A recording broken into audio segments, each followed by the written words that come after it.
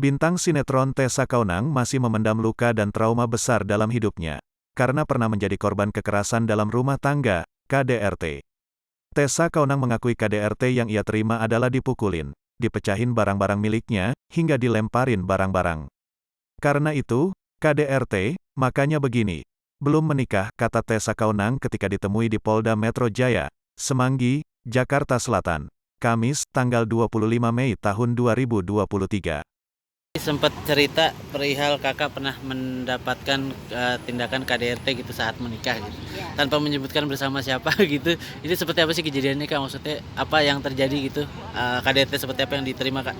Ya pada saat itu kan saya masih ada ikatan suami istri. Ya. Jadi kan sebenarnya sih itu sebuah aib, kalau saya bisa bilang sebuah aib dalam satu keluarga. Dan pada saat itu saya berpikir, karena kita sudah punya anak-anak dan di dalam keyakinan saya itu bahwa kita diajarkan untuk tidak semudah itu untuk berpisah kecuali maut memisahkan. Makanya ada kejadian apapun yang terjadi di dalam rumah tangga kami itu kami usahakan untuk diselesaikan secara baik-baik. Sempat terjadi KDRT, sempat terjadi yang namanya perselingkuhan, sempat terjadi yang namanya kesulitan ekonomi, ya tidak bisa memberikan membiayai keluarga, itu semua sempat terjadi gitu. Tapi ya pada saat itu saya berpikir bahwa karena saya ingin mempertahankan keluarga saya, makanya semua itu bisa kami selesaikan, akhirnya bisa kami lewati. Tapi memang terjadi. Kak kalau boleh tahu KDRT yang diterima bentuk apa aja sih kak, atau seperti apa gitu? Oh macam-macam waktu itu ya. Waktu itu ada yang namanya dipukulin, dipecahin barang-barang, dilemparin barang-barang, segala macam pernah.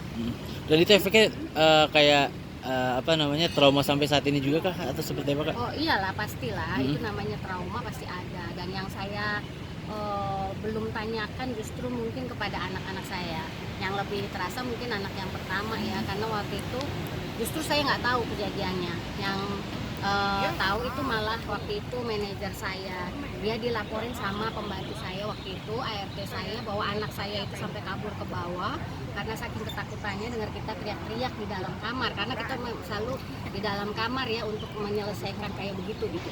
Sampai anak saya nangis kabur ke kamarnya pembantu. Itu kan suatu hal yang sangat tidak baik. Gitu. Bisa memberikan trauma yang kurang baik sama anak, itu sangat-sangat nggak bagus. Mungkin kalau saya bisa mengendalikan diri sendiri, memanage emosi saya, bisa memperbaiki lah apa yang kemarin meskipun itu pun trauma gitu. Dan itu terjadi maksudnya beberapa tahun sebelum akhirnya berpisah kakak, atau berapa lama, atau sejak awal? Atau sejak saya kan menikah kan 8 tahun. Di tahun kedua itu sudah mulai terjadi segala sesuatu. Dan saya merasakan bahwa itu, saya menerima semua itu sebagai pelajaran. Saya harus bisa menerima bahwa segala sesuatu itu diizinkan Tuhan terjadi supaya memperkuat saya, lebih menguatkan saya untuk sekarang dan ke depan. Itu yang saya pelajari supaya saya bisa menerima, supaya saya bisa tidak terlalu trauma dengan hal seperti itu. Dan saya lebih berhati-hati untuk sekarang dan ke depan. Saya nggak perlu inget-inget terus, dendam terus sama hal itu gitu. Jangan, karena kalau seperti itu nggak akan selesai. Maksudnya 6 tahun mempertahankan, bertahan dari 8 tahun. Kan dari tahun kedua gitu ya, sampai terakhir gitu, berarti 6 tahun kan sisanya. 6 tahun bertahan dengan hubungan yang bisa dibilang sakit ya mbak. Itu selain karena memang percaya kalau hanya maut yang bisa memisahkan, terus sampai akhirnya harus berpisah, kenapa tuh kak? Masa dibahas lagi? Aja lah. Oh iya.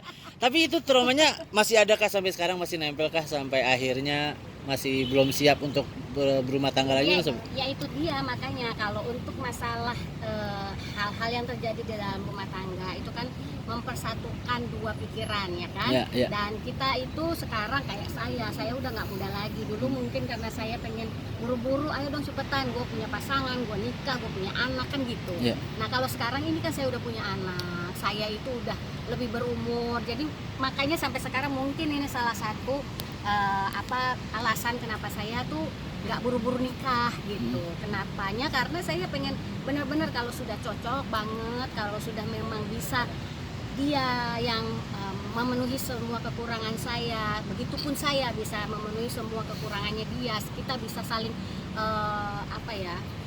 bersatu dengan ya tidak kayak kemarin gitu loh. Saya lebih teliti lagi itu, makanya saya baru berani untuk melangkah ke tingkat yang lebih lanjut.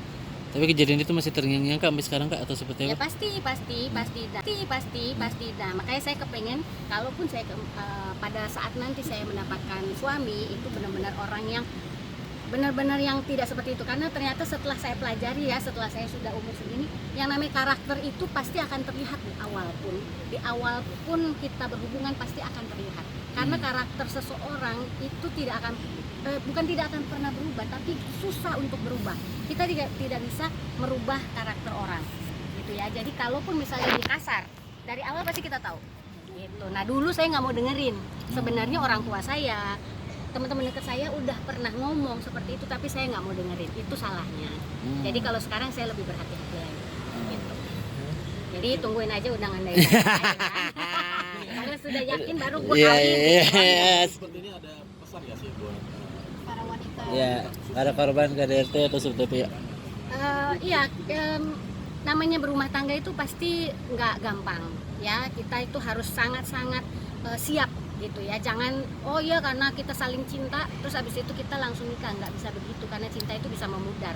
Saya sudah membuktikan sendiri ya kan, pada saat kita sudah menikah, udah ikrar menikah pun kayak rasanya udah aman, lu buat gua buat lu kan gitu. Ya. Itu namanya cinta udah bisa hilang. Nah gimana caranya kita bisa saling merawat satu sama lain, menjaga satu sama lain, kita bisa penuh kasih sayang satu sama lain, itu yang penting sebenarnya dalam hubungan. Nah kalau bisa sampai ada namanya KDRT atau apa, itu tadi yang saya bilang, yang namanya sifat atau sikap karakter seseorang itu sebenarnya bisa kelihatan dari awal. Jadi jangan tertipu sama promo dari awal gitu ya. Kalau dari awal tuh biasanya kita mempromosikan diri kan, kita baik, kita care, kita apalah gitu. Nah itu coba dilihat dalam jangka waktu yang nggak bisa dibilang ya, setiap orang punya jangka waktu beda-beda gitu. Pokoknya jangan gegabah lah, itu iyalah, jangan keburu-buru juga gitu. Nah kalau sudah sampai dalam bahtera rumah tangga sampai terjadi seperti itu ya kita berusaha supaya kita saling komunikasi. Itu berusaha ya, saya nggak bilang itu gampang, tapi kita berusaha saling komunikasi, apa yang harus diperbaiki, apa yang harus dicapai ke depannya dalam satu hubungan rumah tangga. Nah, ya saya nggak bilang itu gampang, bener-bener pasti susah gitu ya. Tapi kalau memang masih ada solusi, terutama semuanya diserahkan kepada Tuhan, coba dibicarakan dulu gitu. Jangan sampai langsung tiba-tiba saling lapor atau apa gitu. Semuanya bisa didiskusikan dulu gitu maksud saya. Oke, aman. Oke.